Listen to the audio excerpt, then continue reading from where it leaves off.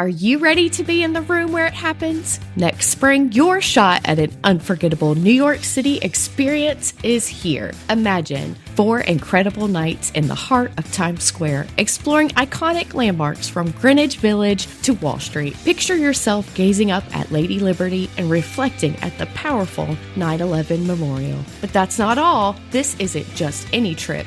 It's your chance to witness the revolutionary energy of 2 Broadway shows, including the one you've been waiting for, Hamilton. We're taking care of everything. Round-trip flights from Dallas or your closest airport, comfortable hotel transfers, 5 delicious meals, and easy transportation throughout the city are all included. Don't throw away your shot. Visit TravelBugGirls.com to book your Broadway dream trip today. That's TravelBugGirls.com. Be a part of history. Experience New York City and the magic of Hamilton.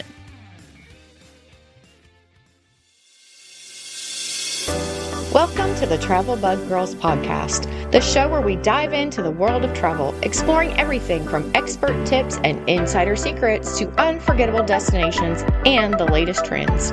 Whether you're a seasoned globetrotter or planning your very first adventure, we've got you covered with the advice and inspiration you need to make your travels truly unforgettable. So sit back, relax, and let's take your travel planning to the next level. Hello, everybody, and welcome back to the Travel Bug Girls podcast. Thank you for joining us today. I'm your host, Kimmy, and I'm here with Heather, Cassie, and Kara. And today we are going to be talking about jet-setting juniors, making travel with little ones easier. So we're going to come at you guys with all of our tips and tricks for traveling with the littles. So glad you guys are all here today. This is going to be a fun episode. I know we probably all have some exciting stories we could tell involving, vomit and who lost blankies and who knows what all, but also some great stories too. So we're going to just kind of talk about involving the kids like in the planning, packing, the journey, and sort of like your mindset that you have to have when you're traveling with children. Number one thing, choosing your destination. Like obviously you do not want to choose like a resort that is only tailored to adults and you're not going to have things for kids. So what else do you guys take into consideration when choosing your destination besides them just specifically being kid friendly? When my kids were little, we often were picking places that would keep them really engaged, and we tended to favor things that were a little more on the educational side. Maybe that was just my leaning as a teacher in my past life. So I was always looking for something that I felt like they would be engaged by. So historic sites and science museums and things like that, interactive museums tended to be top of our list. So cities that had those kinds of activities would really rank high for us. I know when my kids were younger, especially they weren't fabulous travelers. So like distance, travel time, and like if we were going to have to fly or be in a car, like those are definitely things you have to take into consideration, because some kids just aren't good travelers. They just aren't good car riders. And is it worth 8 hours of screaming in the car to go to, whatever destination, so that's something to consider too. Right. And how to bribe them. Yes. Their best behavior. Yes. Yeah. Also, like involving the kids, especially like ours, now that they're older, I try to kind of involve them in I'm not saying they necessarily are going to get their pick of where we're going to go, but I like to at least get their input on, kind of what they're thinking, what they think would be a cool place to go to or whatever. I think that's especially important once you hit like middle school age, like middle school and high schoolers. Like we all as humans go through some phase, some longer than others, where we are difficult. And I would say it's usually solidly in the middle school years, but, you know, boys and girls of a certain age can be really difficult, and they just, you know, don't want to participate, and they don't want to go, and they don't want to, and it can be the most incredible thing. Hey, we're all going to Mexico on a beach vacation, and they're like, I don't want to go to Mexico. My friends are going to basketball camp or whatever, something, you know what I mean? Like, it doesn't even have to make sense to the rest of the planet because it makes sense to them. And that's just a recipe for disaster. So if you can't get their buy-in, that's so hard. It's really hard. I think as they get older too, their interests change. I have a 4-year-old and a 10-year-old, and they're both boys. And the 10-year-old is super into history. He loves, and he's always loved museums and learning, but he's really drawn to, you know, the conflicts, the world wars, military history. He's really into things like that. So we were having a conversation recently. We went to Gettysburg last year, and we went to Washington, D.C., and we didn't get to stay very long in either place. And he said all the time he wants to go back to Gettysburg. Well, he's a very talkative kid. He loves anybody that's going to interact with him. So the day we were leaving Gettysburg, there was actually like reenactors on the street. So we drove by it. So I think that really planted the seed that he wanted to go back and interact with these people. So we have another trip to Washington, D.C. coming up, and we were talking about things, and he said, well, I really want to go back to Gettysburg. And I said, well, Washington, D.C. and Gettysburg are not super far away. Would you want to cut off a day of Washington, D.C. to drive back to Gettysburg? And what sort of things are you looking to do? Do you want to redo things that we've already done? Like, was there something that you wanted to do that we didn't get to do? Or was there something that you love so much? There was a children's museum there that was just like mind-blowing. It was fantastic. One of the best kids museums I've ever been to. It's kind of small, but it was really hands-on, and the women were fantastic, and they had just odd stuff in there. It was just great. So he said he wanted to do a ghost tour of Gettysburg. And when I asked him, was it worth cutting off a whole day in Washington, D.C., because he likes all the Smithsonians and different things like that, was it worth it? He said, I don't know, Mom, I'll have to get back to you. So those are some of the ways that we incorporate them into our trips. My second child's a very go with the flower. He wants to do anything and everything. If you ask him if he wants to do that, yes, he does.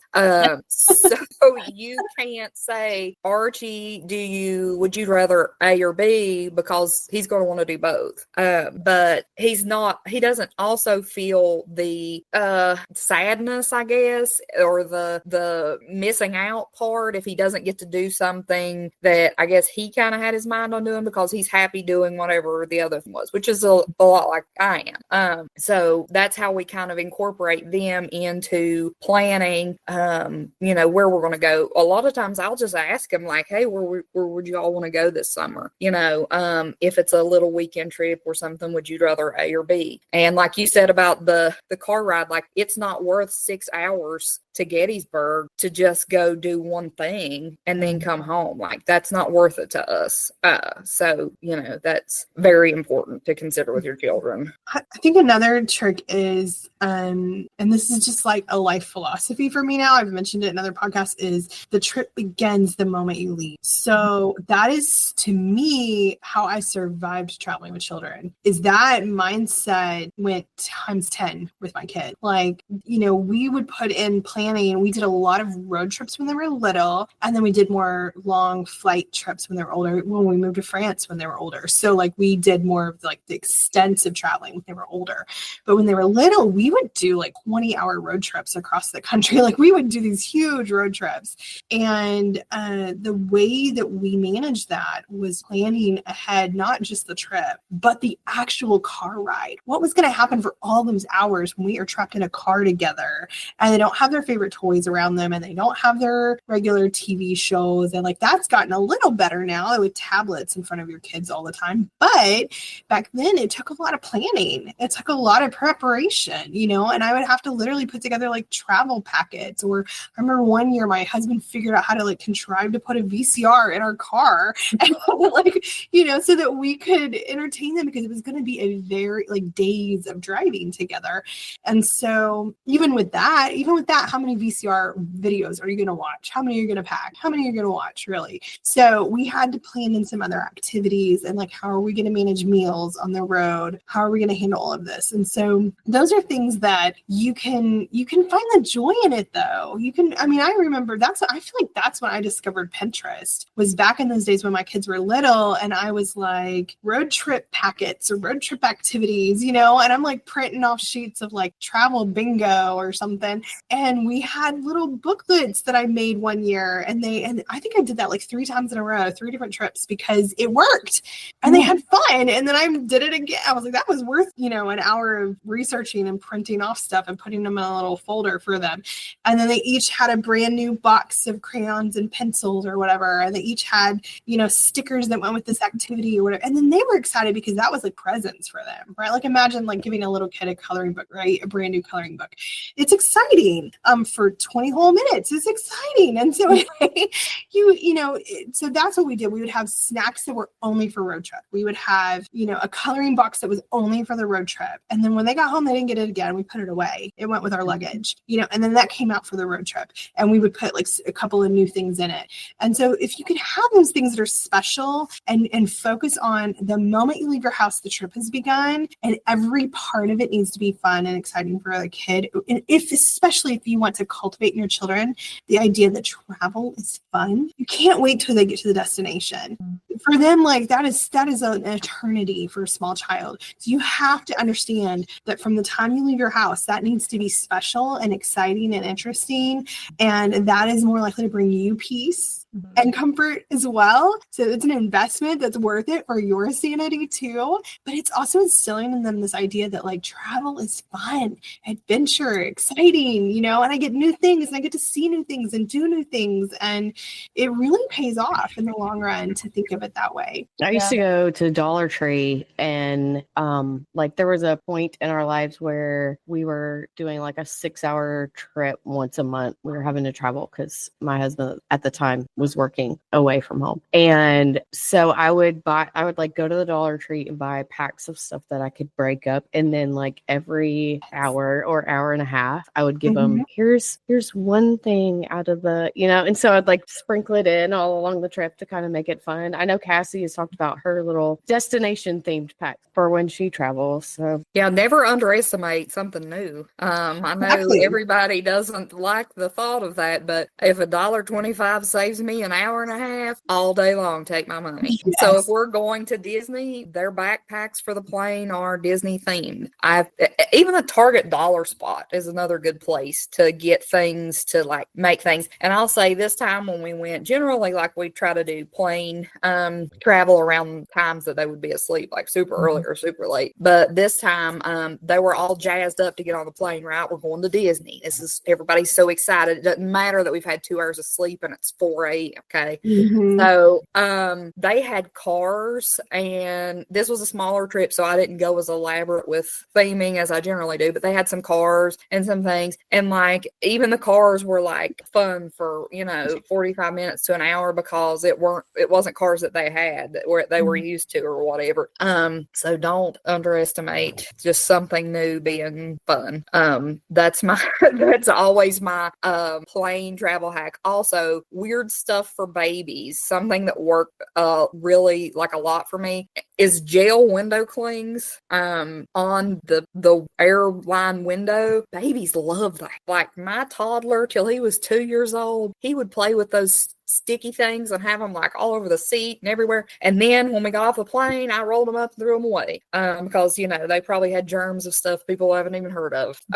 But also with those cheap toys, it's also things they're not super attached to, that if you're trying to make room for, like, let's say a stuffy from Disney or whatever, that you wouldn't have a hard time like pitching that baby in the trash can, and they wouldn't miss it so much.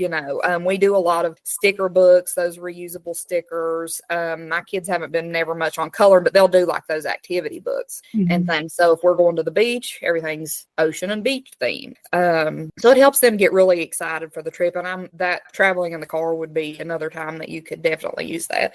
I don't have kids of my own yet, but I was a teacher and I'm now also a nanny. So I've studied a lot of child psychology. And if there's one thing I know about children, it's that they are either, like you were saying, go with flow, go or they're not. So they're flexible or they're not. And when they're not flexible, what they really want is control. And we can't always give them that, but we can give them the illusion of control. So especially when it's something like this, where it's not really a negotiable, you can give them the illusion that it is. That even when it comes to planning the trip, choosing the destination, you've already decided that you're going to France. You can ask them if they want to go to this part of France or that part of France. Are they really going to know whether you went there or not? No, but they're going to think that they had a choice in it. And you can, depending on the age they are, you can, this also caps at a certain age because they're going to wise up and realize. But I specialize in younger children. But you can even have them give them a notebook and draw what you want to see and help me plan the trip. And what do and it's that illusion of them having control over what they're doing with their time and their lives that can go a long way. Especially, and that goes with what Heather was saying about starting the trip from the drive, even before the drive, starting it from the plan, get them anticipating and excited about it. And then just when I remember when we were young, we took a lot of road trips because my family lives everywhere. And we would build a fort in the back of the minivan. And that was the activity for half of the 8-hour drive, I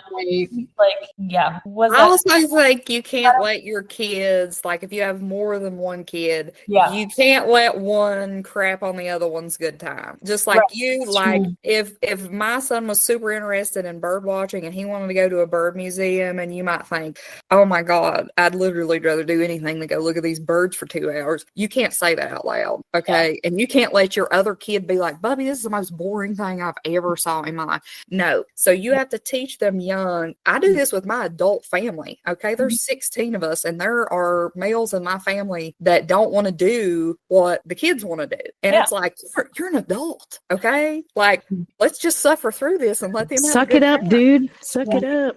So I think that helps teaching your children young to value and to have relationships. I'm sure my husband doesn't like everything I pick. I sure don't like everything he picks, but we never allow the other one to say negative things. You can say, I wouldn't have chose that, but I'm happy that you're happy. Your happiness makes me happy. Right. Yeah. And we do that with rides at Disney. Just being respectful. Yeah. And the flip side of that can be true too. If there's something that the adults really want to do on this, that's, I don't know, say it's a museum that kids have zero interest in. You have the ability to make it something. So make it into a scavenger hunt and then an activity, or do your research ahead of time, find an exhibit that they'll find interesting, something interactive. All of a sudden it's not a grown-up museum, it's a play place.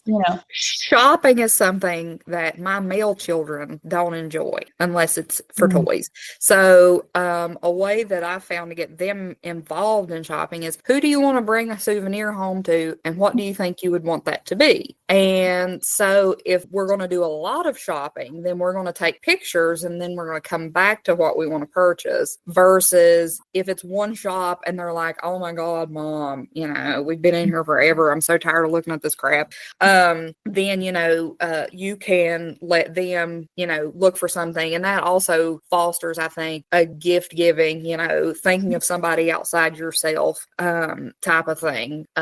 Also, my husband's really fantastic. If we're in, say, an outlet mall or something like that shopping, if he gets to look at one or two stores, he'll take them, and there's usually some kind of rides around, little quarter rides or whatever, and that keeps them occupied for a while. Get them, an ice cream or something, some sort of treat that they would like. So that kind of helps keep them entertained while I'm doing, versus if that was something he wanted to do, say he wants to look at the Bass Pro Shop for 2 hours and they're done after 30 minutes. We go back out to the car and do something else while he has his time to do whatever it is he wants to do. So I think that's also important. I think to piggyback on what both of you said there is, especially if you're going to a really big museum, something that you can do is go on their website before you leave, especially if it's a really big, well-known museum. They will definitely have children's programming. They will have maybe resources that are uploads, you can download videos or scavenger hunts points or activity sheets that are to encourage children to interact with what they're looking at when they're at the museum. So you can go on beforehand and like show them a video or get them excited about the museum itself.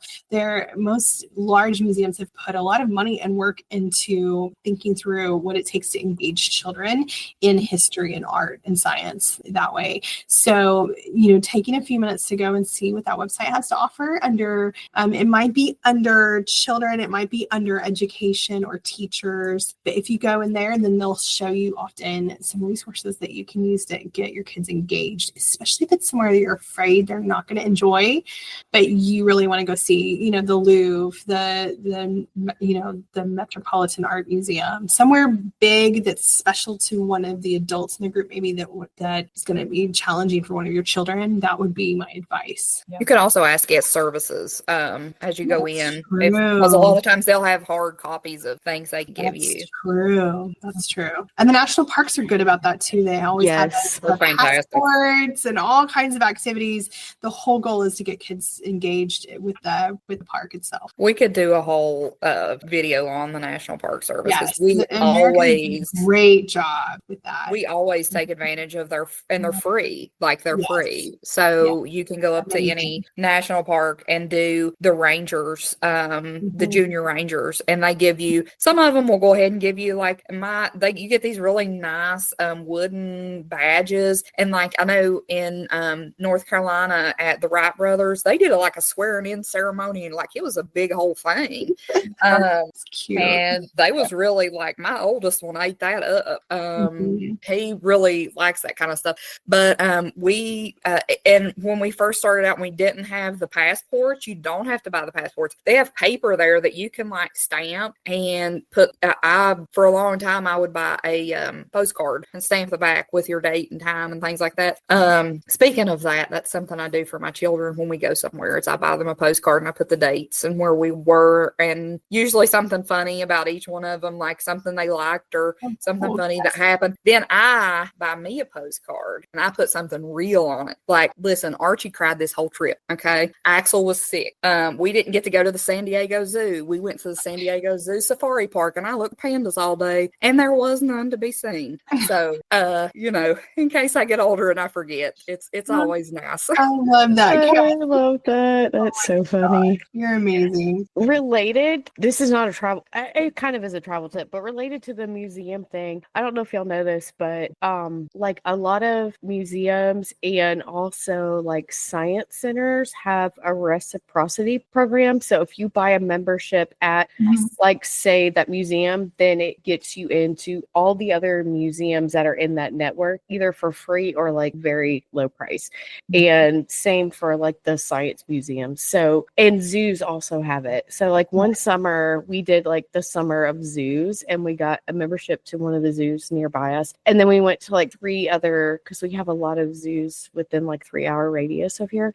So we went to all the zoos and we really only paid for one. It was the best summer. So if you, that's amazing. I've never even heard of that. Yes. A lot of people don't know about it. A lot of people don't know. Especially if you have a big family. It's the best. Yes. Gosh. When we lived in St. Louis, P.S. St. Louis is the place. If you're in the Midwest or if you're anywhere near, take your kids to St. Louis for a summer vacation. Yes. Almost everything's free. Oh. We have so many things for children that are free, great, top notch. Oh, it's amazing, guys. I would say it's my number one young family destination.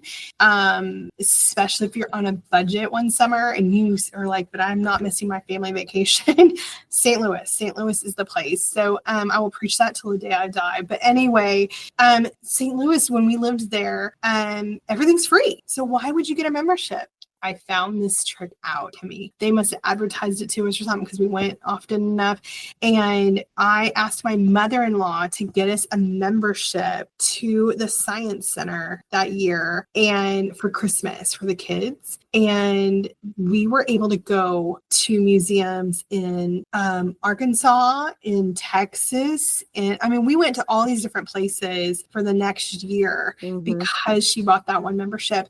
And it was such a hit commit that for like the next 5 years, she was buying a membership to something every year. So she would be trying to figure out like, what else can we get? That's because we had discovered this trick. It's such a great idea. You're right. And so some museums are worth it for that membership. And because we bought that membership to our local museum, it gave us access to special events, all kinds of extra things that we hadn't done before, because it was like things that cost a little extra money or for members only. And so we got to go to all these special activities. And when my son had a birthday party at the Science Museum one year, and it was just so great. And all of that happened because we discovered that trick. So if you live in a city that has like a big, fabulous children's museum or science museum or art museum or something, go and see if they're part of a system. It's worth it.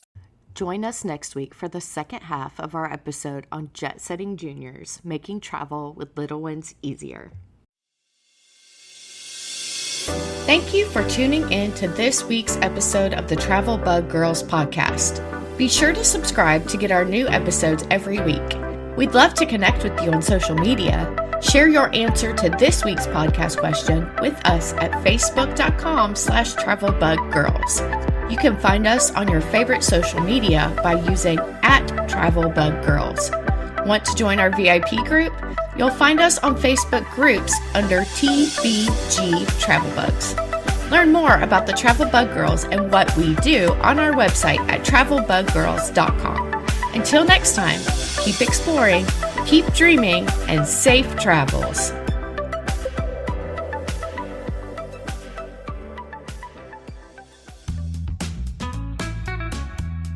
If you love to travel, you know the best experiences happen when you can truly connect with the people, the culture, and the language. That's where Speak Language Center comes in. Speak isn't just about memorizing a few phrases. It's about immersing yourself in the language and culture before you go. Their travel series courses are designed for curious travelers who want to feel confident ordering fresh pasta in Italy, chatting with winemakers in Argentina, navigating the markets of Lisbon, or lingering over pastries at a Parisian cafe.